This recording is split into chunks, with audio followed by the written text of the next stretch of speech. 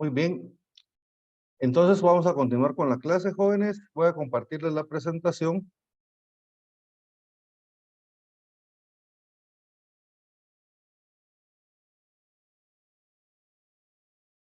Bien.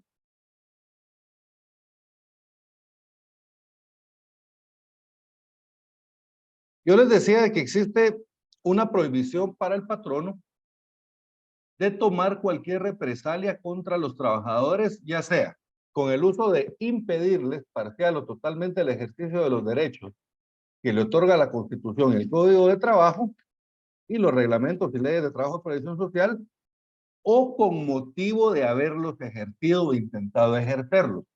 ¿Qué quiere decir esto? Por ejemplo, si el trabajador llega y le dice, mire patrono, fíjese que usted, pues, nosotros estamos trabajando horas extras y no nos las está pagando. Entonces quiero que nos las pague. Y viene el patrono y lo que hace es que lo despide. ¿Verdad? Esto pues está prohibido, esto es una represalia. ¿Verdad? O por ejemplo, cuando el trabajador exige algún derecho y lo ponen a trabajar más tiempo sin pagarle, ¿me entienden? Cualquier represalia, ¿verdad? Hacer algo en contra del trabajador por el hecho de haber ejercido sus derechos, intentado ejercerlos, o con el propósito de impedirles parcial o totalmente el ejercicio de dichos derechos. Entonces, es prohibido para el patrono tomar cualquier tipo de represalias en contra del trabajador. Esto lo puede ejercer el trabajador mediante un incidente de represalias, ¿verdad? Hay un procedimiento eh, en el código, de trabajo, en la parte procesal, que es un incidente. Básicamente lo que tenemos que hacer es poner la denuncia de la represalia ante el órgano jurisdiccional y entonces el juez debe de actuar e intervenir para que cesen dicha represalia.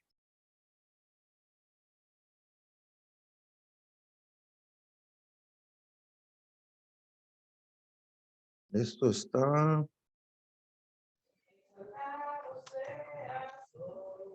Ahorita mejor voy a prender la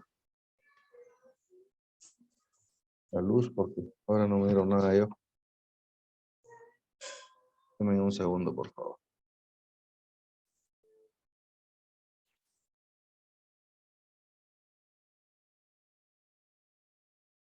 Bien. Entonces,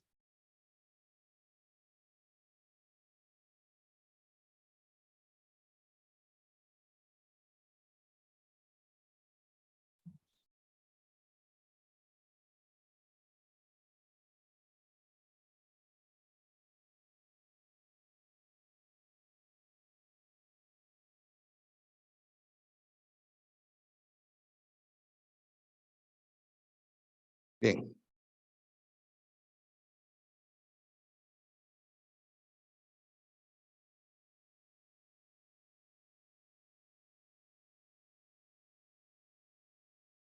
Luego tenemos el principio de irrenunciabilidad.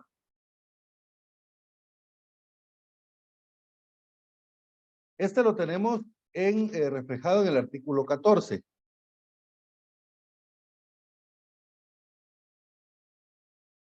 ¿Qué es lo que establece? Establece que todos los contratos en los que se estipulen renuncias, disminución, tergiversación de los derechos que otorgan a los trabajadores la Constitución o el Código de Trabajo o las demás leyes de trabajo, ¿verdad? Ya sea en un contrato de trabajo, en un reglamento interior, en un pacto, en un convenio, cualquier estipulación que tergiverse, disminuye o renuncia a los derechos de los trabajadores, establece la ley que son nulos ipso iure. ¿Qué quiere Licenciado, decir esta palabra ipso iure? creo que no está en pantalla. Perdón. Creo que no se le ve la presentación.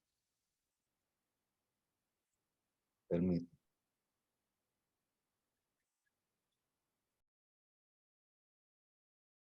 ¿Ahora ya la ven? Sí, gracias. Ah, Sí. perdón, yo la veía, pero cabal cuando me empezaron a hablar me di cuenta que no los estaba viendo a ustedes.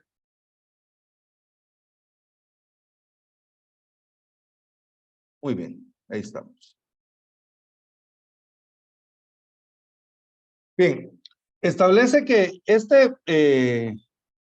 bueno, lo de la prohibición de represalias, eso lo teníamos en el artículo 10. Se prohíbe tomar cualquier clase de represalias contra los trabajadores con el propósito de impedirles total o parcialmente el ejercicio de los derechos que es de los que les otorguen la Constitución, el presente Código, sus reglamentos y las demás leyes de trabajo y previsión social, o con motivo de haberlos ejercido o de haberlos intentado ejercerlo. Luego, en el artículo 12, ahí tenemos lo del principio de renunciabilidad. Son nulos ipso iure. ¿Qué quiere decir ipso iure? De pleno derecho. O sea, no hay modo que nazcan en la vida jurídica. Si un contrato, por ejemplo, establece que una persona va a ganar menos del salario mínimo, entonces esa parte del contrato es nula ipso iure. El contrato en sí es válido. Adquiere la validez de un contrato de trabajo, vamos a ver en un momento. Pero lo importante acá es de que esta parte en la que implica renuncia, disminución o de tergiversación de los derechos del trabajador, esa parte es nula. ¿Estamos bien? Por ejemplo, si nosotros pactamos que un trabajador va a tener que trabajar 18 horas diarias y le vamos a pagar 2,000 quetzales al mes. Miren, ahí estamos disminuyendo también los derechos de los trabajadores, porque la jornada es de 8 horas, más 4 horas de horas extras, de horario extraordinario. ¿Verdad? Y más de eso no debería trabajar el trabajador. Va en contra, ¿verdad?, de las normas del derecho laboral. Entonces, si yo le estoy haciendo trabajar 18 horas seguidas, no le estoy dando su día de descanso semanal, no les pago el salario mínimo, con todas esas estipulaciones que implican una renuncia, disminución o tergiversación de los derechos de los trabajadores, son nulas y iure, son nulas de pleno derecho. ¿Estamos bien? No nacen a la vida jurídica. ¿Eso dónde lo tenemos, jóvenes? Eso lo tenemos en el artículo 12, perdón. Te lo voy a leer yo. Son nulos ipso iure y no obligan a los trabajadores todos los actos o estipulaciones que impliquen renuncia, disminución o tergiversación de los derechos que la Constitución de la República, el presente Código, sus reglamentos y las demás leyes y disposiciones de trabajo o previsión social otorguen a los trabajadores, aunque se expresen en un reglamento interior de trabajo, contrato de trabajo u otro pacto o convenio cualquiera. Entonces, miren, cualquier estipulación, no importa si está en un contrato, en un pacto, en un convenio, en un reglamento interior de trabajo, si esta estipulación implica renuncia, disminución o tergiversación de los derechos que otorgan la Constitución o las leyes, entonces son nulos. ¿Quedó claro esto, jóvenes? Y entonces de esta cuenta es que, por ejemplo, viene un patrono y contrata a un trabajador y le paga menos del salario mínimo. Este ejemplo lo utilizo yo mucho porque es el más fácil de entender. Le paga menos del salario mínimo. El trabajador acepta porque tiene necesidad. Es más, hasta lo colocan en el contrato. Y el trabajador acepta. Pero al terminar la relación laboral, el trabajador puede exigir que le paguen, que le hagan el ajuste, ¿verdad?, de todo ese salario mínimo que él no recibió. Supongamos que para ajustar el salario mínimo le hacían falta 1,000 quetzales. Entonces el juez va a ordenar que se le pague ese ajuste, que se le paguen esos 1,000 quetzales por cada mes que el trabajador estuvo laborando, ganando menos del salario mínimo, y el juzgado va a ordenar que se haga ese ajuste. Máximo si tenemos pruebas, ¿verdad? Por ejemplo, si tenemos los cheques, ¿verdad?, si consta el salario del trabajador que era menor, o póngale que hubiera algún contrato. Entonces, en este caso, es, pues básicamente no podemos violar ese derecho a los trabajadores.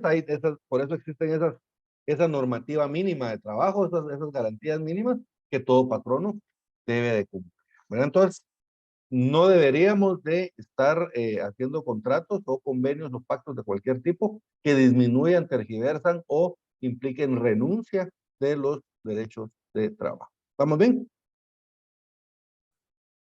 Licenciado, buenos días. Buenos días.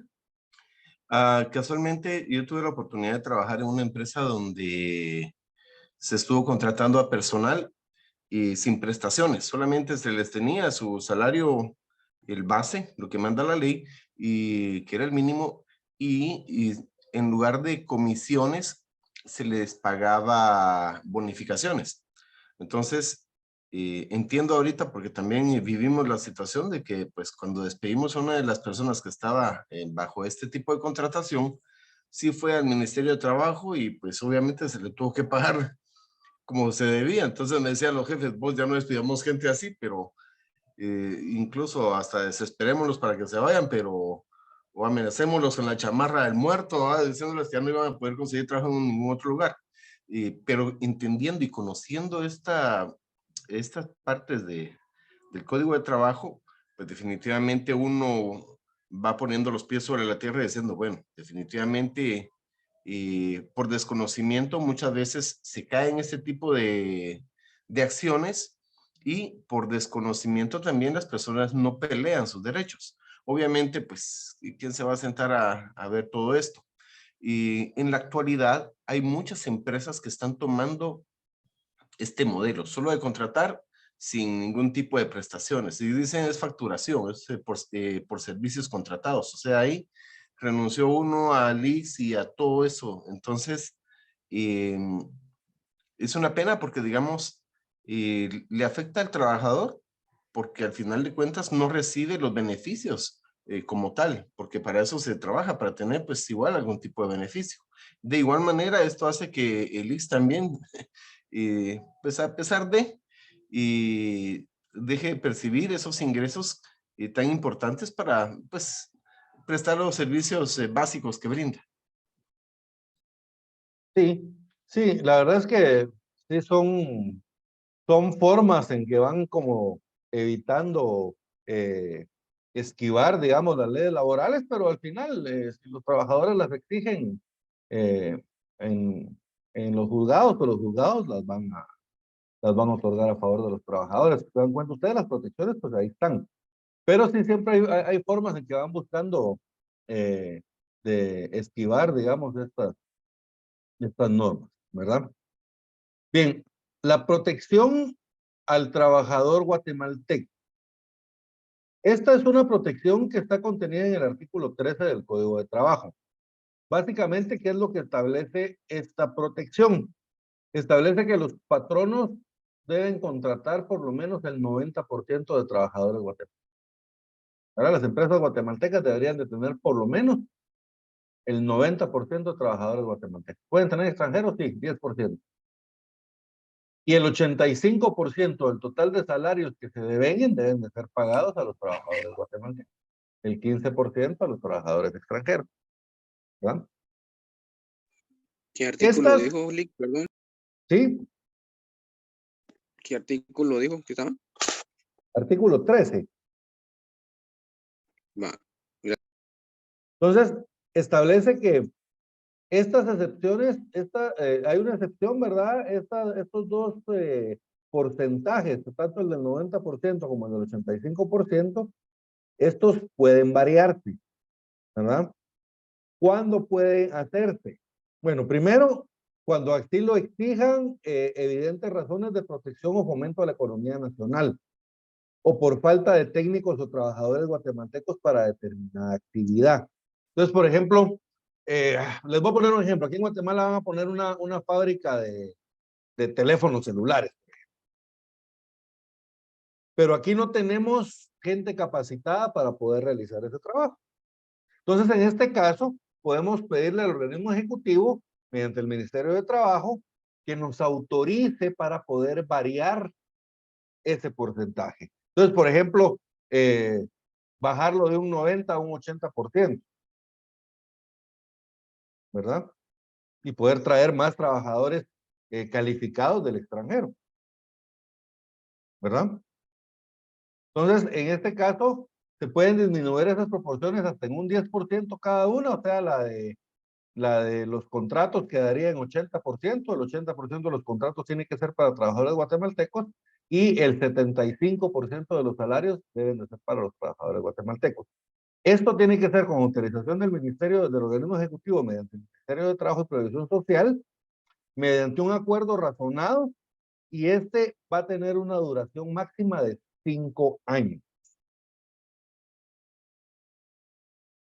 ¿Verdad? Tiene una duración máxima de 5 años. Entonces, la regla general, ya ven ustedes, es de que el 90% de los contratos y el 85% de los salarios deben de ser para los trabajadores guatemaltecos. ¿Estamos bien? ¿Alguna duda con eso? Licenciado, perdón. Y ¿Sí? yo, por ejemplo, tuve la oportunidad de estar cerca de una de las mineras y sí me di cuenta que había N cantidad de rusos por ahí, ¿verdad? Y dice uno, wow. Y sí era bastante, realmente no me pude percatar de la cantidad de trabajadores nacionales, pero sí era mucha gente extranjera la que trabajaba en esta minería. Sí, igual, digamos, por ejemplo, ustedes, yo antes tuve contacto con una refinería gringa, una refinería de Texaco, que había en Escuintla, y ahí habían trabajadores gringos también, ¿verdad? Pero sí, la mayoría de los trabajadores eran trabajadores guatemaltecos, ¿verdad? Estaban dentro de los porcentajes. Texaco era una empresa que tenía 30, 40 años de estar en Guatemala en ese momento. Ya tenía suficiente mano de obra calificada. Es probable que la minera tal vez era una empresa reciente y entonces no tenían la mano de obra calificada para determinados trabajos y por eso traían mano de obra rusa, ¿verdad?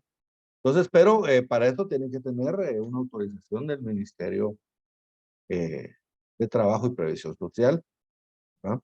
El Ejecutivo y el Ministerio de Trabajo forma parte del Ejecutivo, ¿verdad? ¿Vamos bien hasta acá?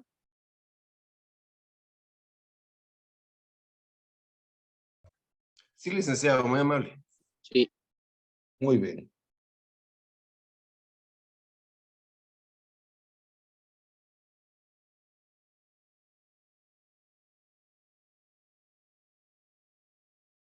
Hay otros casos de excepción. El primer caso de excepción que yo les había mencionado era el de cuando evidentes razones de protección o fomento a la economía nacional o por falta de técnicos trabajadores guatemaltecos para determinada actividad, que era como el ejemplo de los rusos.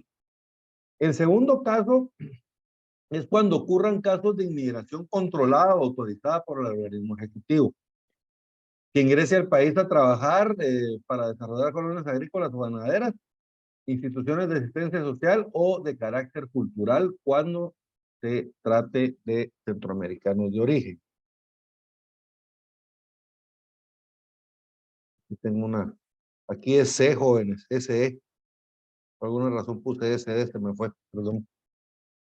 Entonces, esto es cuando, supongamos de que nosotros vamos a traer trabajadores del Salvador, ¿verdad? Necesitamos desarrollar una granja agrícola o ganadera y traemos trabajadores de El Salvador o de Nicaragua para que trabajen ahí. Esto aquí en Guatemala ahora es poco común, ¿verdad? Es más común que se dé de aquí a Guatemala, por ejemplo, hacia Estados Unidos o hacia Canadá. Entonces, por ejemplo, va a haber una cosecha de manzanas y contratan trabajadores guatemaltecos y se los llevan a cosechar las manzanas. Termina la cosecha de manzana y vienen ellos de regreso para Guatemala, ¿verdad? Eso es la migración controlada que se le llama. Entonces, aquí en Guatemala también es permitida, ¿verdad? Lo que pasa es de que es muy poco común y es tan poco controlado lo de la inmigración aquí en Guatemala que aquí la gente entra y sale, ¿verdad? Especialmente en el caso de los centroamericanos, como ellos entran con DPI, igual que nosotros a sus países, ¿verdad? Entonces ellos entran y se quedan aquí sin ningún problema, como lo podríamos hacer nosotros allá.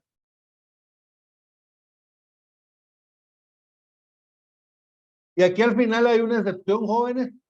Lo dispuesto en este artículo no es aplicable a gerentes, directores, administradores, superintendentes, jefes generales de las empresas. Este es otro motivo por el cual probablemente Constantino veía mucho ruso en la minera, ¿verdad? Porque para los cargos de gerentes, administradores, superintendentes, los jefes, digamos, para ellos no aplica esta regla de los extranjeros. Esto solo aplica para los trabajadores, digamos, para los que realizan el trabajo directamente, ¿verdad? Los jefes o los que dirigen, ellos pueden ser todos extranjeros, sin ningún problema. Solo cumpliendo la norma del idioma, ¿se recuerdan? La persona que dé instrucciones debe dar las instrucciones en español. Todo esto lo tenemos en el artículo 13, jóvenes. Este artículo es un poquito largo, por favor, ahí lo leen completo. Yo aquí les hice un resumen del artículo, ¿verdad?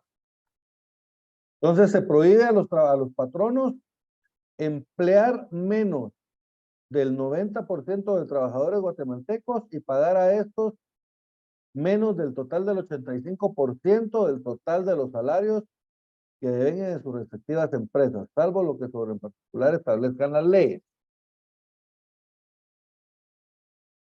Ambas proporciones pueden variarse. En el literal A está cuando así lo exijan las evidentes razones de protección o fomento a la economía nacional o por falta de los trabajadores guatemaltecos para determinada actividad.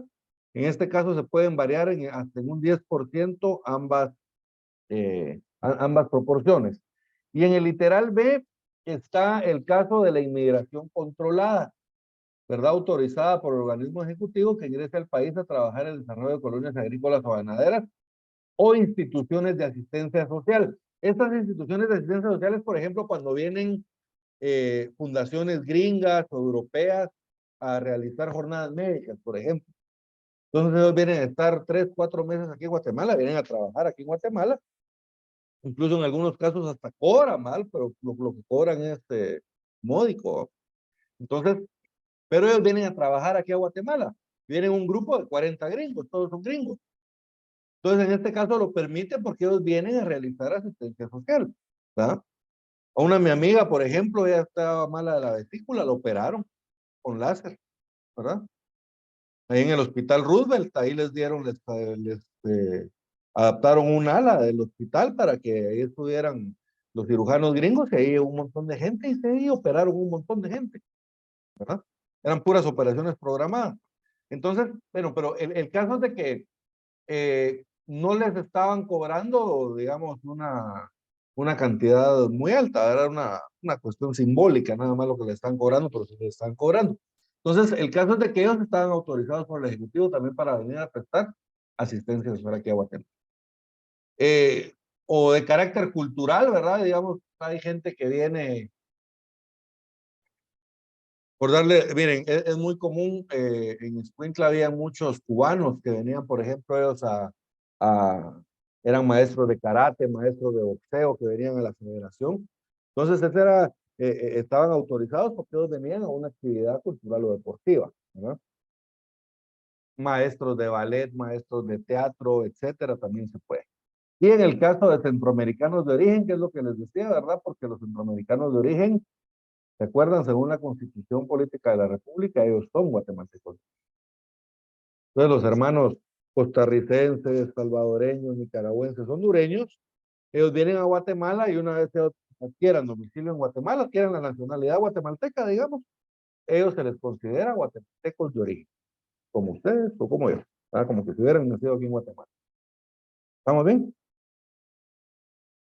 Y supongo que las mismas reglas aplicarán. Si yo me voy para algún país centroamericano, nacionalizo, pues por la reciprocidad debería decir pues, también nicaragüense o salvadoreño de origen, ¿no?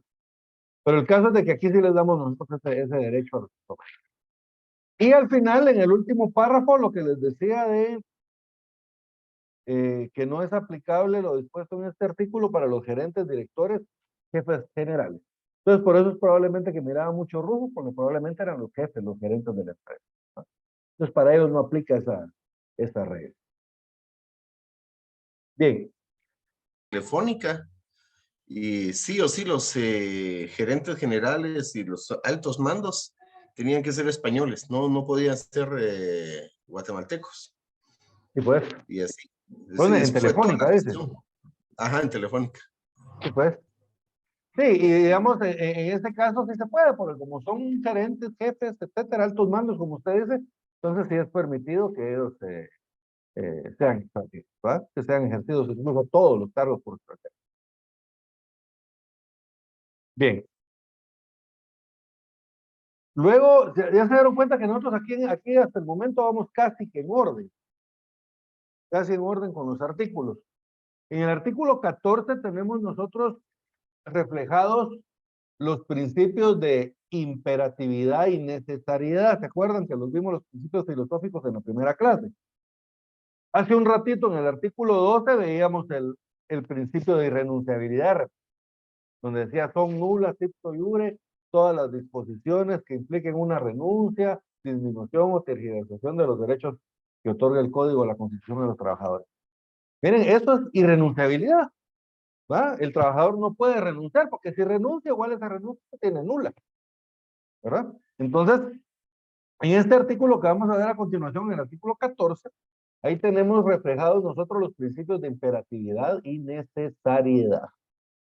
Básicamente lo que establece es de que el Código de Trabajo y sus reglamentos son normas legales de orden público y a sus disposiciones quienes se deben de sujetar. Lo primero, el Código de Trabajo y sus reglamentos son normas legales de orden público. ¿Qué es el orden público, jóvenes? El orden público, pues básicamente es todo el conjunto de leyes o de normativas que rigen el país, ¿verdad? La Constitución, las leyes ordinarias, reglamentarias, todas las leyes, ¿verdad? Todo eso es el orden público. Luego tenemos quiénes deben sujetarse a estas leyes de trabajo. Primero, todas las empresas de cualquier naturaleza que existan o se establezcan en el futuro en Guatemala. O sea, todas las empresas que operen en Guatemala o que vayan a operar en el futuro tienen que ajustarse al Código de Trabajo. Y aquí entendemos empresas nacionales o extranjeras. Si viene una empresa extranjera a Guatemala, tiene que cumplir con las normas. Ahora, yo se los voy a decir. En mi experiencia, las empresas extranjeras son las que más cumplen con las normas de trabajo. ¿Verdad? Habrá algunas que no, ¿verdad? Pero en mi experiencia, digamos, las empresas extranjeras son las que mejores condiciones de trabajo tienen. ¿No? Ellos, si un trabajador trabaja horas extras, se las pagan. ¿Verdad? Pagan buenos salarios, pagan buenas prestaciones. ¿Verdad? Tienen muy buenas condiciones para los trabajadores. Por ejemplo, mi papá trabajaba en la refinería. Yo me acuerdo que ahí, pues aparte de que tenían buenos salarios y todo, tenían algunas cositas, ¿verdad? Por ejemplo, el convivio navideño era un convivio para toda la familia, ¿verdad? La mayoría de empresas ya es el convivio solo para los trabajadores. Ahí era para toda la familia. Le daban un pavo, le daban canasta navideña. Cada 2 años había una reparación, el I&T que le llamaban, ¿va? Que desarmaban toda la planta, le hacían mantenimiento y la volvían a armar. Eso lo hacían cada 2 años. Entonces a ellos se extendía el horario de trabajo temporalmente y prácticamente les pagaban un montón de horas extras. Entonces los trabajadores esperaban el I&T con ansias, los jóvenes, porque sabían de que ese fin de año les iba a ir bonito, ¿no? Y así, o sea, y tenían un montón, digamos, por ejemplo, las horas extras, ellos las pagaban al 150%, ¿verdad? Entonces, si un trabajador trabajaba una hora extra, esa hora extra le representaba bastante dinero. Y así, o sea, aparte, digamos, cumplían con las normas de seguridad, es una cosa exagerada la seguridad que se manejaba en esa empresa. No podía entrarse a la planta sin casco, sin guantes, sin botas de seguridad, sin traje, digamos, usaba un overol antiincendios, una tela que no agarraba fuego, no podían entrar a la planta sin ese uniforme. Entonces, era una serie de protecciones para los trabajadores. Y yo les digo, no he visto yo ninguna empresa nacional que lo haga. Entonces, al final de cuentas, las empresas extranjeras cumplen o dan mejores condiciones de trabajo que las guatemaltecas. Hay muy buenas empresas guatemaltecas, por cierto, también, ¿verdad? Digamos, por ejemplo, ustedes hablan con alguien que trabaja en la cervecería centroamericana y les va a decir que está súper feliz. Aparte de que les dan sus gallos semanales, ¿verdad? Entonces, pero hay muy buenas, he oído que hay muy buenas condiciones de trabajo también. Pero lo que les quiero decir es de que tanto las empresas nacionales como extranjeras tienen que cumplir las leyes de trabajo, ¿verdad? El principio de imperatividad, ¿verdad? Y lo mismo para todos los habitantes de Guatemala sin distinción de sexo ni nacionalidad. Igual, si alguien es guatemalteco y va a trabajar, tiene que cumplir las normas de trabajo. Si yo soy guatemalteco y voy a poner mi empresa, voy a abrir mi negocito y voy a contratar trabajadores, tengo que cumplir las normas de trabajo. ¿Estamos bien? Y lo mismo, si yo soy extranjero, si yo soy un inmigrante, vengo a Guatemala y pongo una empresita, tengo que cumplir con las leyes de trabajo. Se aplica tanto para las empresas, las corporaciones, digamos, como para las personas individuales, ¿verdad? Para todos ellos se aplica la ley de trabajo. Esto lo tenemos en el artículo 14. El presente código, sus reglamentos, son normas legales de orden público y sus disposiciones se deben sujetar todas las empresas de cualquier naturaleza que sean existentes o que en lo futuro se establezcan en Guatemala. Lo mismo que todos los habitantes de la República sin distinción de sexo ni de nacionalidad, salvo las personas jurídicas de derecho público contempladas en el segundo párrafo del artículo 2.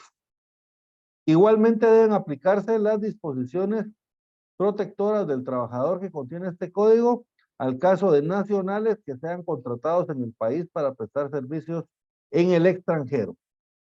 Asimismo, quedan salvo las excepciones que correspondan conforme a los principios del derecho internacional y los tratados. Esto es lo que les decía, ¿verdad? Cuando, por ejemplo, que contratan aquí en Guatemala personal para que vaya a cosechar manzanas a Canadá. Ellos los contrataron aquí en Guatemala para ir a prestar un servicio a Canadá.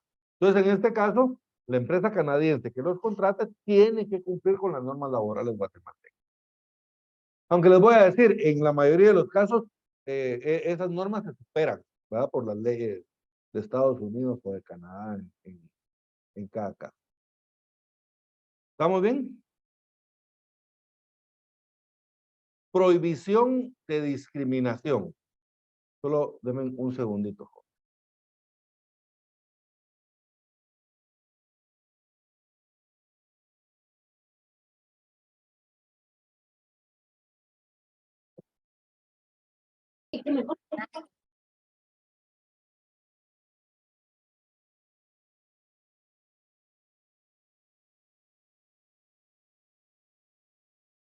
Muy bien.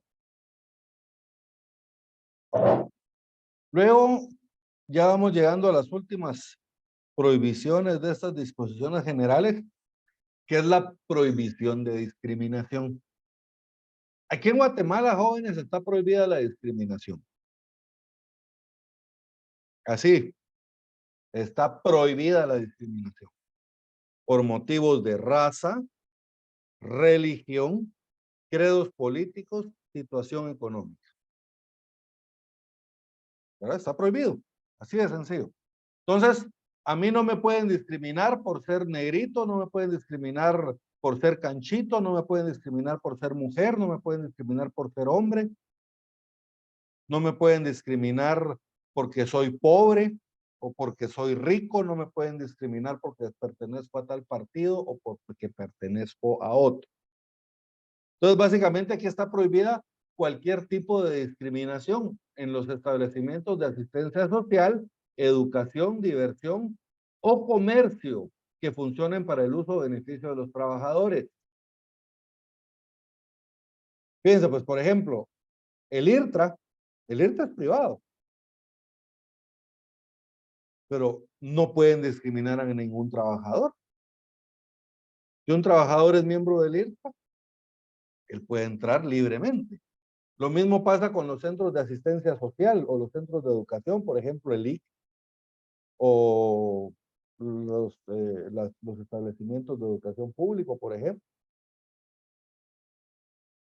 O también los del Estado. Ya ven que el Estado también tiene ciertos centros de recreación para sus trabajadores. Yo mejor no habían que Casa Contenta en Panajachel. Y habían otras casas así como esta en diferentes lugares. Pues en estos tampoco se puede haber ningún tipo de discriminación de ninguna clase, ¿verdad? Tiene que tratar a todos por igual.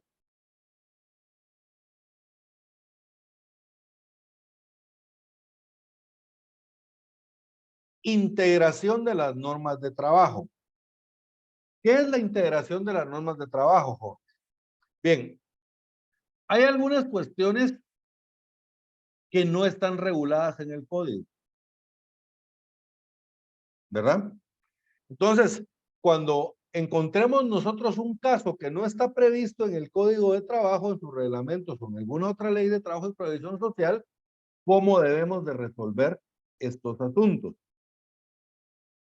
Bien, la ley nos da ciertos parámetros en los cuales nosotros nos tenemos que guiar para la aplicación de la ley. Primero tenemos los principios del derecho de trabajo. Si el Código de Trabajo no regula algo, ¿cómo debemos resolverlo? De acuerdo a los principios del derecho de trabajo. ¿Se acuerdan cuáles eran los principios del derecho de trabajo? Los que vimos el primer día de clases.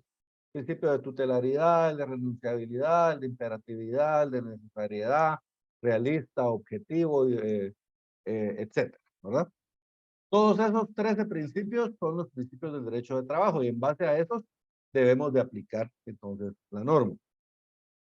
Si no podemos resolverlo de acuerdo a los principios del derecho de trabajo, entonces fíjense pues, debemos resolverlos de acuerdo a la equidad. ¿Qué es la equidad, joven? ¿Qué es la equidad?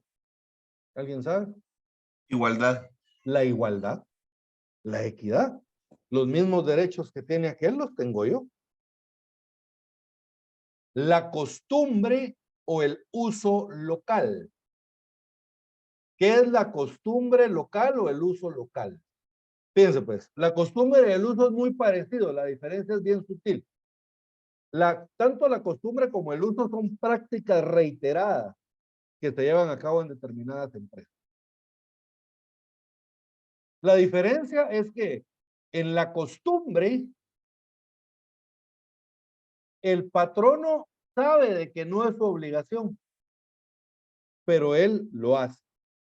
¿Va? Supongo, les voy a poner un ejemplo. Cuando un trabajador renuncia, yo no estoy obligado a pagarle indemnización. Pero yo renuncio a Kevin, yo le digo, mire Kevin, yo no le tengo que pagar a usted indemnización, pero usted ha sido tan buen trabajador que yo le voy a pagar su indemnización. Mira, aquí está. Y luego renuncia a Manuel y yo hago lo mismo, y luego renuncia a Constantino y yo hago lo mismo, y luego renuncia a Génesis y yo hago lo mismo.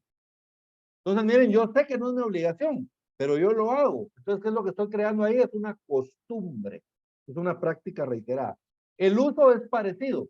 Lo único que en el uso, yo no sé que no es mi obligación. Yo creo que sí lo tengo que hacer y lo hago. Sí, lo empiezo a hacer y hacer y hacer. Entonces, creo el uso. También es una práctica reiterada. Lo importante de estos jóvenes es de que, entonces, la equidad es la igualdad. Si yo le pagué a Kevin su indemnización y se lo pagué a Manuel y se lo pagué a Constantino y se la pagué a Génesis, cuando cada uno de ellos renunciaron, entonces ahora que renuncia Zulmi, yo también se la tengo que pagar a ella. Si yo le digo a Zulmi, mira, a usted no le voy a pagar su indemnización. Ella me dice, ¿por qué? Porque no quiero. Es que yo no estoy obligado, pero aquellos sí se los pagó, sí, pero yo no estoy obligado. Ella podría acudir a un juez y decirle, mire, señor juez, a mis 4 compañeros que renunciaron antes le pagaron la indemnización y a mí no. Entonces yo, por equidad, costumbre y uso, yo tengo derecho a que me paguen derecho. ¿Verdad? ¿Ven cómo es delicado el derecho de trabajo? Y por último, bueno, y la equidad, la costumbre y el uso en armonía con los principios de trabajo. ¿Se dan cuenta? Todo va ordenado a los principios de trabajo. Y por último,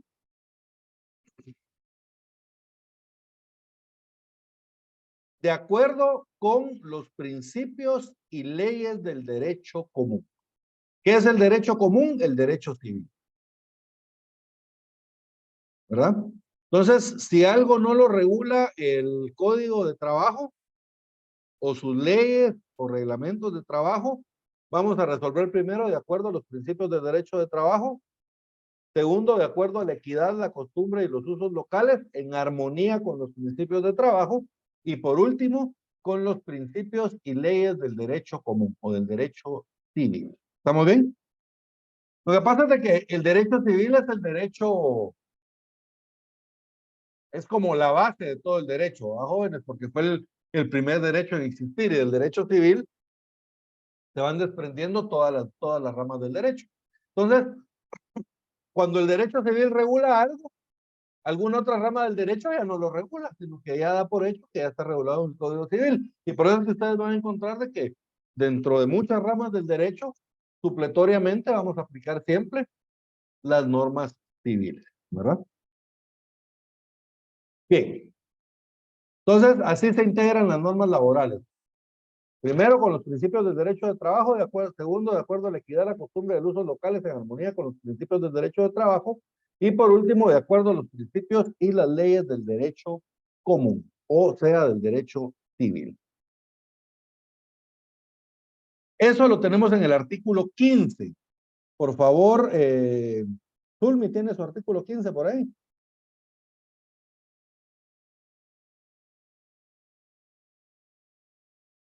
No, licenciado. No. Kevin, ¿tiene Yo su lo tengo, artículo 15? Por favor, leámoslo.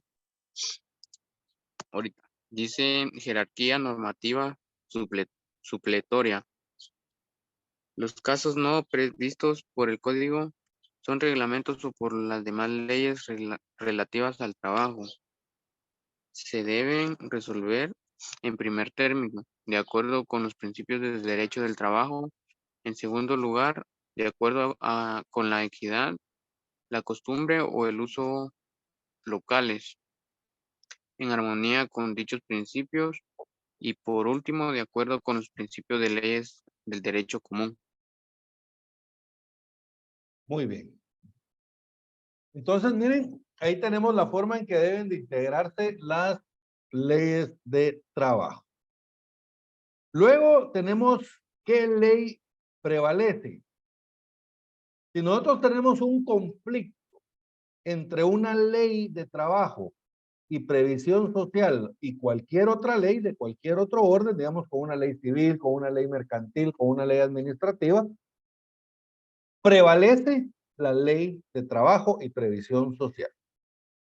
Y entre las leyes de trabajo y las de previsión social no hay jerarquía, ¿verdad? Eso lo tenemos en el artículo 16. Por favor, se los voy a leer yo.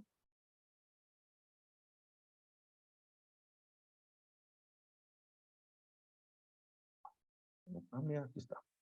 Establece. En caso de conflicto entre leyes de trabajo o de previsión social con las de cualquier otra índole, deben predominar las primeras, o sea, las de trabajo y previsión social. No hay preeminencia entre las leyes de trabajo, entre las leyes de previsión social y las de trabajo. Entonces, miren, no hay, lo que quiere decir es de que en materia laboral siempre van a prevalecer las leyes de trabajo, ¿verdad? Sobre otras leyes. Y en materia laboral, las leyes de trabajo y previsión social, no hay preeminencia entre ellas. Son exactamente de la misma jerarquía. Y por último, jóvenes, el artículo 17. ¿Cómo debemos de interpretar las normas laborales? Y aquí con esta interpretación ustedes se van a dar cuenta el por qué, ¿verdad? El derecho de trabajo favorece mucho a los trabajadores. No siempre favorece a los trabajadores, pero sí los favorece mucho, ¿verdad? ¿Qué me refiero yo con esto? Si yo a un juzgado le demuestro de que un trabajador incumplía sistemáticamente con el horario, hacía mal su trabajo, que tenía un montón de sanciones, que ya lo había suspendido varias veces, etcétera, etcétera. Digamos, yo tengo un expediente del trabajador y al final pues él cometió una causa de despido por la reiteración de faltas procedente del despido. Entonces, si yo le logro probar al juzgado que el despido es justificado, el juzgado no me va a condenar a pagarle una indemnización. El problema es que yo no se lo puedo probar. Entonces, ahí siempre va a fallar a favor del patrón. Entonces, ahí es donde les decía yo, ¿cómo defendemos al patrono? Pues lo mejor es documentar bien todo. Hacer un reglamento interior de trabajo, hacer un reglamento de comportamiento, hacer un reglamento de seguridad. ¿verdad? Y establecer los procedimientos para sancionar a los trabajadores que no los cumplan. Y hacerlo y documentarlo, ¿verdad? Entonces, por ejemplo, si hay si yo le llamo la atención a Zulmi, mire Zulmi, yo le voy a llamar la atención de manera verbal porque usted no hizo bien su trabajo. Entonces, yo tengo que dejar en el expediente de Zulmi una constancia de esa llamada de atención. Si Zulmi lo vuelve a hacer, entonces yo le hago una llamada de atención por escrito. Si Zulmi lo vuelve a hacer o hace algo más grave, yo podría suspenderla. Y así sucesivamente hasta llegar a despedirla, pero yo tengo un expediente para poder probar de que la trabajadora en este caso no está haciendo bien su trabajo. ¿Estamos bien? Entonces, la idea es esa, ¿verdad? La idea es precisamente que el patrono pueda documentar bien las faltas que ha cometido el trabajador y así poder defenderse. Si no, te va horrible. ¿Cómo se interpretan las leyes de trabajo y protección social? Pongan atención. Para los efectos de interpretar el presente código, sus reglamentos y demás leyes del trabajo, se debe tomar en cuenta fundamentalmente el interés de los trabajadores en armonía con la conveniencia social. Miren cómo debo interpretar yo las leyes laborales. Yo debo fundamentalmente tomar en cuenta el interés de los trabajadores. Eso sí, en armonía con la conveniencia social.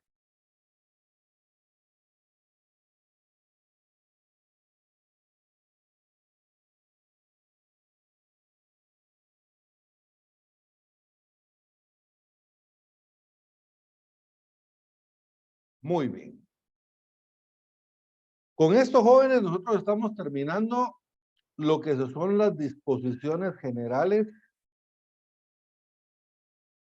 del Código de Trabajo, ¿verdad?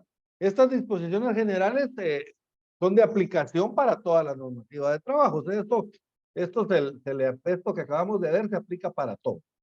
Tanto vamos a ver en un momento, vamos a ver los contratos, vamos a ver los pactos colectivos, vamos a ver los reglamentos interiores de trabajo, vamos a ver los derechos y obligaciones de los trabajadores, vamos a ver las prestaciones laborales, ¿verdad?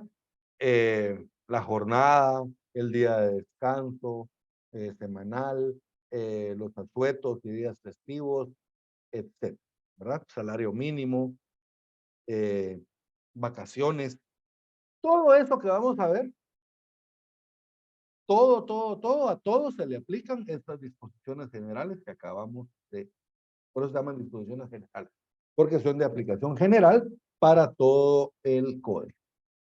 Bien, ¿alguna duda con las disposiciones generales, jóvenes? Como ya terminamos las disposiciones generales, entonces la próxima semana hay examen. Yo les iba a hacer examen esta semana, pero como no habíamos terminado, mejor lo vamos a dejar para la otra. Entonces, la otra semana hay una prueba corta, jóvenes. En guerra anunciada no se lloran muertos, decía un catedrático de la universidad. Entonces, 10 preguntas, respuesta directa, ¿verdad? Respuesta directa que, por ejemplo, ¿qué es el trabajo? ¿Qué es el patrono? ¿Qué es el trabajador? Y ustedes responden, ¿verdad?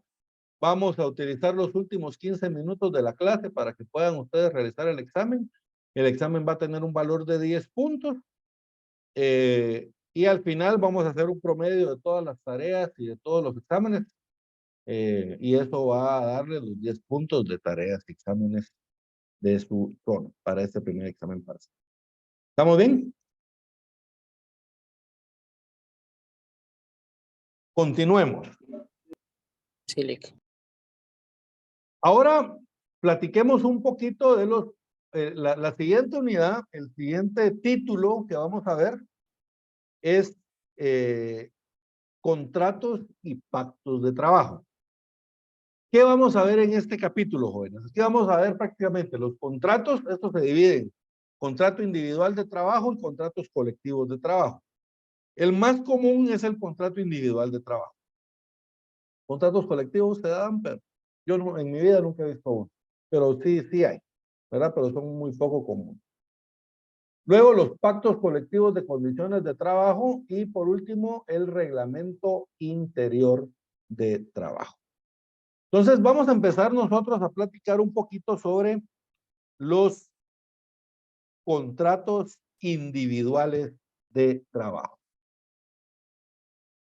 Me queda media hora. Bien.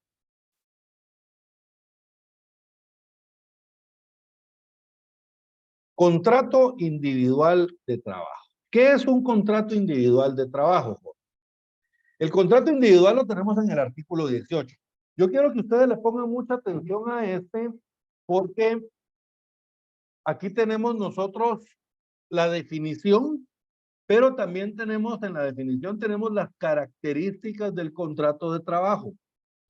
Y yo les pido que le pongan mucha atención a estas características porque si un contrato de trabajo, bueno, si nosotros hacemos un contrato que no sea de trabajo, por ejemplo, hacemos un contrato de servicios profesionales, pero el contrato cumple con estas 5 características, entonces el contrato es de trabajo.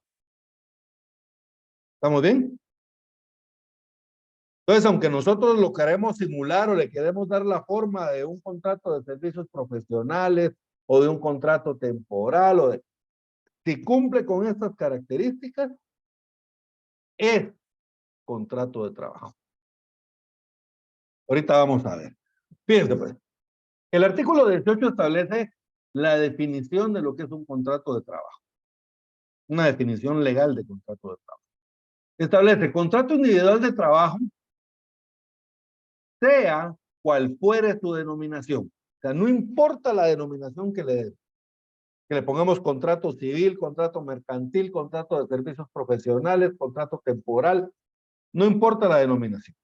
Sea cual fuera su denominación, es, fíjense pues, primera característica, es el vínculo económico jurídico. Es un vínculo o es el vínculo económico jurídico. ¿Por qué es un vínculo económico jurídico? Bueno, económico porque el contrato de trabajo representa una mejora económica tanto para el trabajador como para el patrono. El trabajador pues va a recibir su salario y el patrono pues va a recibir a cambio el trabajo del trabajador y ese trabajo le va a permitir producir bienes o servicios y ganar dinero. Entonces, miren, aquí se ven beneficiados ambos. Es un vínculo económico. Y es un vínculo, ¿por qué? Porque los une. Miren, los mantiene unidos al patrono y al trabajador. Entonces, es un vínculo económico jurídico mediante el cual una persona denominada trabajador se obliga a prestarle a otra denominada patrón. ¿Qué le tiene que prestar? Aquí viene la segunda característica. Miren. Sus servicios personales o ejecutarle una obra personalmente. Sus servicios personales, digamos. ¿A qué se compromete el trabajador? Miren, a trabajar para él. O sea, no va a trabajar por mí un robot, sino que yo voy a realizar el trabajo. Yo personalmente. Miren. Entonces ahí está la primera característica, el vínculo económico jurídico. Segunda característica, que presta servicios personales. La tercera, bajo la dependencia continuada del patrono. ¿Qué es la dependencia continuada, jóvenes? Yo voy a trabajar, por ejemplo, en una oficina. Yo llego a la oficina, yo primero voy a trabajar en la oficina del patrono. ¿De quién es el escritorio en el que yo estoy trabajando? Del patrono. ¿De quién es la computadora en la cual yo estoy trabajando, la impresora en la que estoy imprimiendo? Del patrono. ¿Me entienden? Entonces, miren, yo dependo del patrono para poder realizar el trabajo. Igual, yo hago home office, pero la computadora que utilizo es de la empresa. El sistema que utilizo es de la empresa. El sistema informático que utilizo para poder realizar el trabajo desde mi casa es de la empresa. Entonces, yo dependo de la empresa para poder realizar el trabajo. Eso es la dependencia continuada. Cuarta característica, dirección inmediata o delegada. Fíjense pues, el patrono me da instrucciones. Esa es la dirección inmediata. Cuando yo recibo órdenes directamente del patrono. Y la dirección delegada es cuando el patrono delega en alguien más esa dirección. Por ejemplo, el patrono delega en Zulmi para que Zulmi sea mi jefe. Entonces a mí no me da instrucciones directamente el patrono, sino que me las da un representante del patrono, que es Zulmi.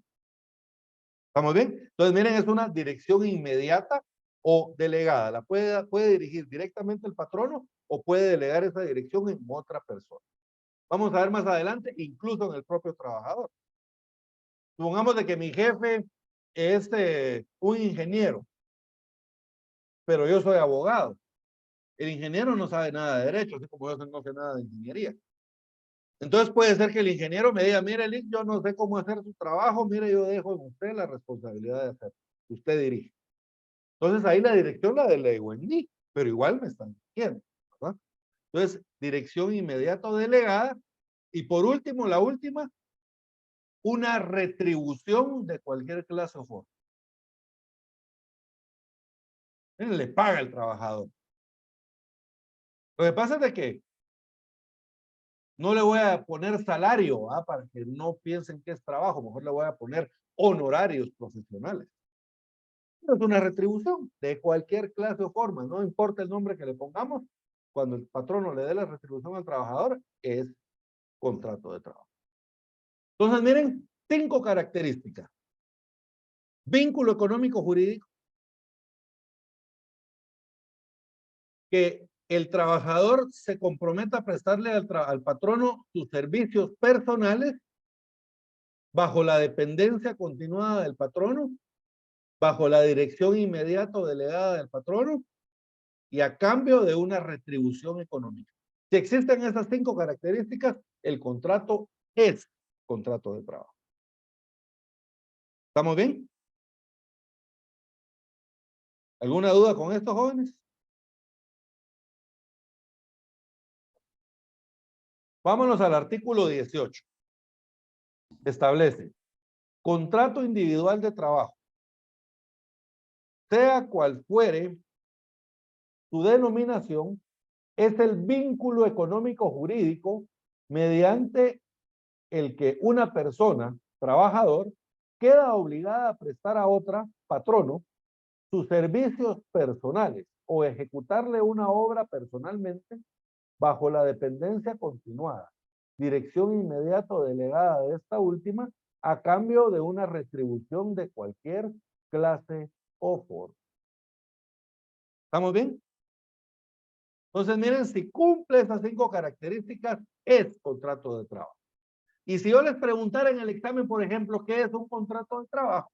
Entonces, ustedes lo que tienen que hacer es unir todos estos elementos. Miren, contrato de trabajo, sea cual fuera su denominación, es el vínculo económico jurídico mediante el cual una persona denominada trabajador se obliga a prestarle a otra denominada patrono sus servicios personales o ejecutarle una obra personalmente bajo la dependencia continuada y la dirección inmediata o delegada del patrono a cambio de una retribución de cualquier clase o forma. Y ahí tienen ustedes la definición de lo que es contrato individual de trabajo. Yo les decía hace un rato que la dirección delegada, esta la puede delegar el patrono en algún funcionario, como administradores, gerentes, jefes, o en algún otro trabajador de categorías análogas. Supongamos de que en la empresa no se llaman jefes, sino que se llaman superintendentes. Entonces, este va a ser el que va a tener delegada la dirección. E incluso puede delegarla en el propio trabajador, que es lo que les decía yo. Cuando yo realizo un trabajo en el que yo tengo conocimiento sobre dicho trabajo y el jefe no, entonces él puede delegar la dirección en mí, ¿verdad? Puede delegarla en el propio trabajador. ¿Estamos bien? Esto lo tenemos en el segundo párrafo. En el caso de los gerentes, directores, administradores, superintendentes, jefes generales de empresa, técnicos y demás trabajadores de categoría análoga, las enumeradas. Dicha delegación puede recaer en el propio trabajador, ¿verdad? O sea que se puede delegar en cualquier director o incluso en el propio trabajador.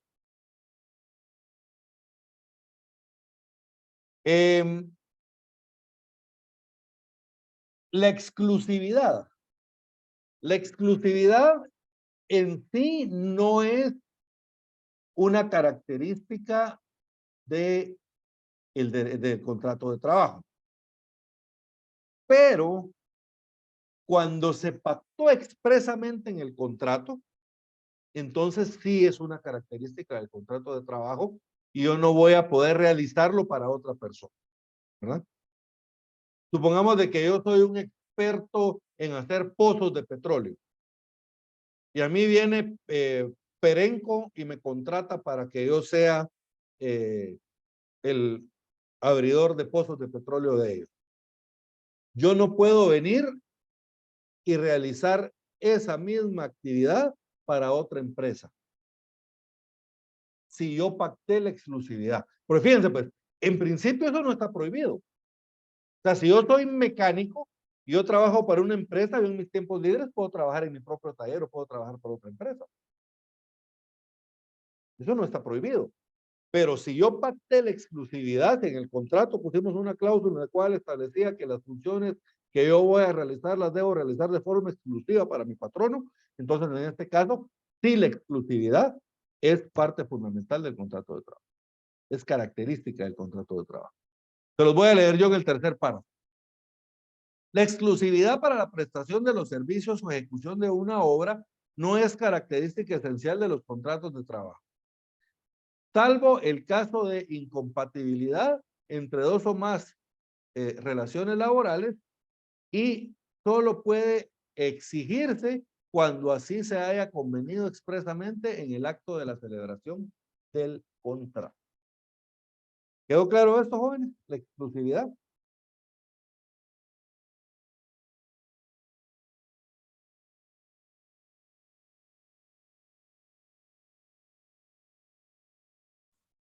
Sí, licenciado. Muy bien. Por más que lo intento, jóvenes, hoy no logro ajustar la claridad de la pantalla. Tener así todo iluminado atrás, no sé por qué. Y eso hoy, porque en otras veces pues no ha habido tanto problema. Pero bueno, sigamos. Al final, establece que si yo en un mismo documento ajusto un contrato de trabajo y un contrato de otra índole, supongamos de que yo en un mismo documento yo combino un contrato de trabajo con un contrato civil, entonces siempre va a prevalecer el contrato de trabajo. ¿Verdad? La circunstancia, eso está en el último párrafo. La circunstancia de que el contrato de trabajo se ajustara en un mismo documento con otro contrato de índole diferente o en concurrencia con otro u otros no le hace perder su naturaleza. Por lo tanto, a la respectiva relación le son aplicables las disposiciones del Código de Trabajo. ¿Vamos bien hasta acá, jóvenes? ¿Alguna duda? Todo claro, licenciado. Perfecto. Muy bien. ¿Se recuerdan de que yo en la clase anterior les estuve platicando a ustedes sobre la relación de trabajo? Muchas veces ustedes en el código van a encontrar que el artículo menciona contrato o relación de trabajo, contrato o relación de trabajo, contrato o relación de trabajo. Pero, ¿qué es la relación de trabajo? Fíjense pues, pongan atención a esto, esto es muy fácil, pero se le tienen que poner atención. La relación de trabajo es el hecho mismo de la prestación de los servicios. ¿Verdad? O sea, si a mí Kevin me contrata para que yo trabaje en su empresa y yo llego y le digo, mire Kevin, fíjese que me dijeron que usted tenía trabajo. Me dice, sí, fíjese que tengo trabajo de chofer. Entonces usted se va a encargar de manejar este bus, de pasar en la mañana a recoger al personal, al mediodía usted va a ir a recoger los almuerzos de todos ellos y en la tarde los va a ir a dejar a usted en la misma ruta cada uno. ¿Ah? Como que si fuera chofer de bus de colegio, solo que de trabajo. Entonces, miren, vengo yo y le digo, ¿cuándo puedo empezar? Ahorita mismo, me dice Kevin, y me da las llaves del bus y yo me subo al bus y me voy. Contrato de trabajo no firmamos. Miren, sino que directamente yo empecé a prestar el servicio. Me subí al bus y me fui a hacer la ruta. Ahí no hay contrato de trabajo, pero sí existe una relación de trabajo, que es el hecho mismo de la prestación de los servicios, que es lo que yo estoy haciendo. ¿Estamos bien? Pero aquí viene lo interesante. Para que el contrato de trabajo, para que el contrato individual de trabajo exista y se perfeccione, basta con que se inicie la relación de trabajo. Que se acuerdan qué es la relación de trabajo, es el hecho mismo de la prestación de los servicios. O sea que si yo empiezo a prestar el servicio a Kevin, aunque yo no firme un contrato con él, hay contrato de trabajo. Existe el contrato de trabajo y está perfecto el contrato de trabajo. ¿Estamos bien? Y se rige necesariamente en sus diversas fases y consecuencias por las leyes y principios jurídicos del trabajo. ¿Se acuerdan del principio de necesariedad? Miren, se rige necesariamente en sus diversas fases y consecuencias por las leyes de trabajo. O sea que, aunque yo no firme un contrato de trabajo con Kevin, esta relación de trabajo que yo tengo con él se rige por las normas de trabajo. Miren, hay contrato de trabajo. Entonces, solo para hacer una aclaración, si yo firmo un contrato de trabajo, hay contrato de trabajo y también hay relación de trabajo, porque cuando yo empiezo a prestar el servicio, empieza la relación.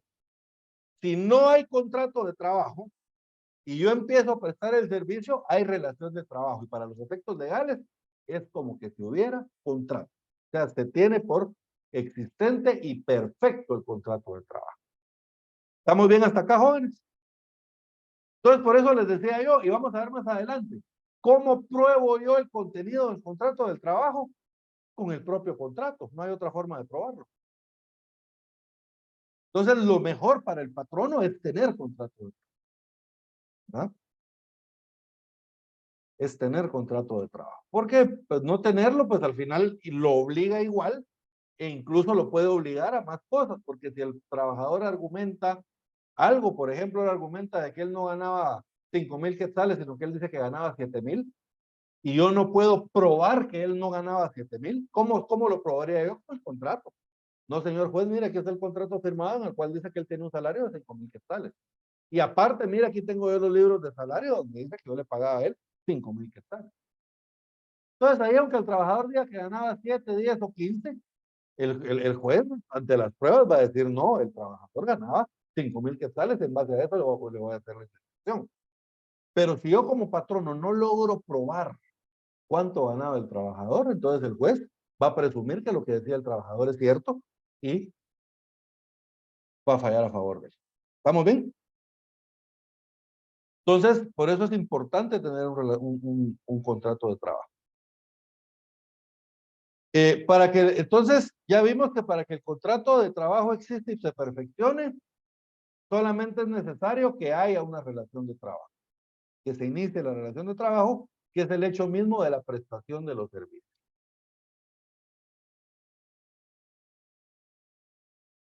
Luego hay 2 párrafos más, jóvenes. En el código de trabajo muchas veces van a ver ustedes de que el código está hablando de una cosa y de repente habla de otra, que tiene que ver también. Entonces, eso pasa en este código. En el primero y en el tercer párrafo habla de la relación laboral, pero en el segundo y en el cuarto habla del incumplimiento del contrato antes de iniciar la relación laboral. Pero les voy a explicar primero lo de la relación laboral. Entonces, establece el primer párrafo. Para que el contrato individual de trabajo exista y se perfeccione, basta con que se inicie la relación de trabajo, que es el hecho mismo de la prestación de los servicios o de la ejecución de la obra en las condiciones que determina el artículo precedente. Ahora vámonos al tercer párrafo del artículo 19. Toda prestación de servicios o ejecución de obra que se realice conforme a las características que especifique el artículo precedente debe regirse necesariamente en sus diversas fases y consecuencias por las leyes y principios jurídicos relativos al trabajo. ¿Se acuerdan qué es lo que les decía yo hace un rato? Si el contrato de trabajo cumple con estas 5 características, vínculo económico jurídico, prestar los servicios personales, la dependencia continuada, la dirección inmediata o delegada y la retribución de cualquier clase, si se cumplen esos 5, se rige por las normas de trabajo. Que el artículo no lo vuelve a decir. ¿Eh? Entonces, si se cumplen esas 5 características, el contrato o relación se rige por las normas de trabajo. Ahora vamos a lo que establece el segundo párrafo. Fíjense, pues, el segundo párrafo lo que establece básicamente es que si yo hago un contrato de trabajo, pero el contrato de trabajo yo lo termino antes de que se empiece la relación de trabajo, entonces la parte que incumpla está obligada a pagarle daños y perjuicios al otro. Les voy a poner un ejemplo. Yo le digo a Manuel, mire Manuel, véngase a trabajar conmigo. Y me dice Manuel, no, pero que viene pues yo donde trabajo, es un buen trabajo y tengo un buen sueldo. ¿Cuánto gana? Le digo, tanto, vale, pago el doble. Véngase a trabajar conmigo. Va, pagamos el contrato, pero mire, va a empezar a trabajar dentro de un mes, porque estoy terminando de montar la empresa, pero hagamos el contrato de trabajo de una vez. Hacemos el contrato de trabajo para que él empiece a trabajar dentro de un mes. Pero antes de que él empiece a trabajar, yo le digo, fíjese Manuel, de que yo no lo voy a poder contratar ya porque se me cayó el negocio. Y me dice Manuel, pero si yo voy a renunciar a la empresa. Entonces ahí él se ve afectado. Miren, como yo soy el que incumplió, entonces en este caso yo tengo que pagarle daños y perjuicios a Manuel. ¿Estamos bien? Y si fuera al revés, si el que incumple es él, pues él me tendrá que pagar daños y perjuicios a mí. Miren, en el segundo párrafo del 19.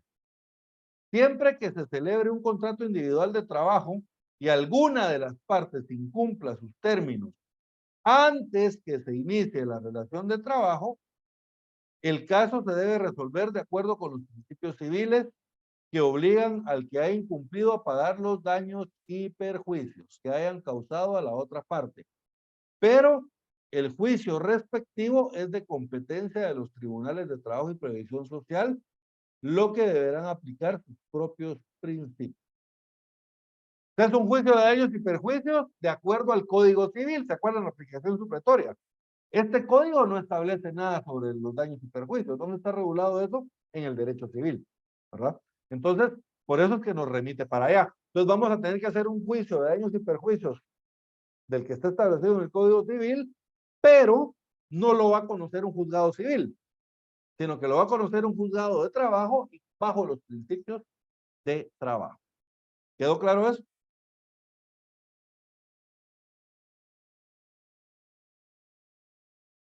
Ahora, como ustedes son administradores de empresas jóvenes, ustedes van a ser patronos. ¿Cómo podemos cuidar al patrono de esta situación?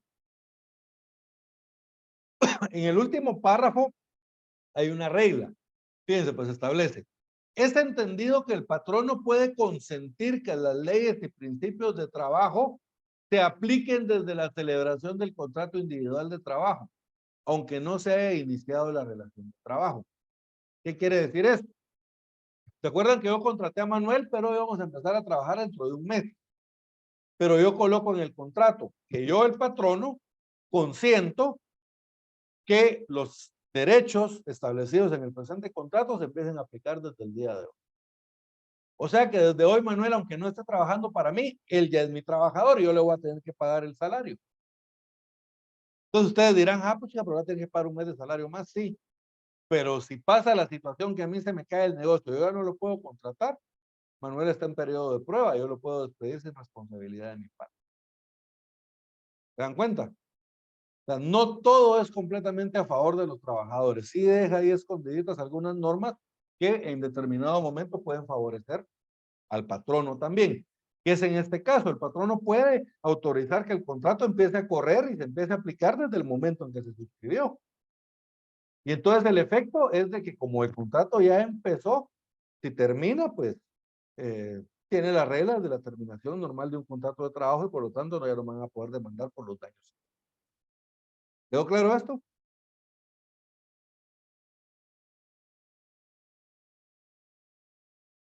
Bien.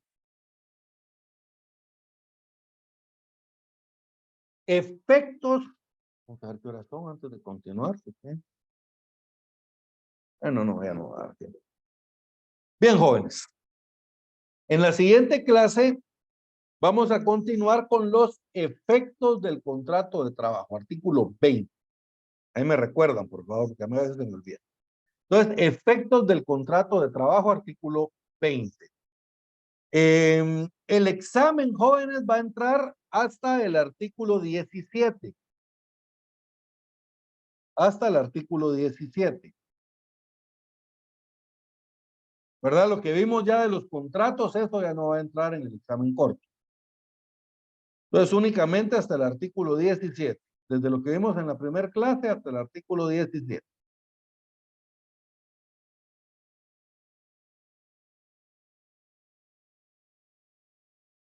Les voy a compartir la presentación hasta donde va, aunque tenga, y después se los voy a compartir ya actualizada, pero para que puedan estudiar para el examen de la otra semana. Entonces les voy a compartir junto con el video de hoy la presentación, hasta donde va en este momento.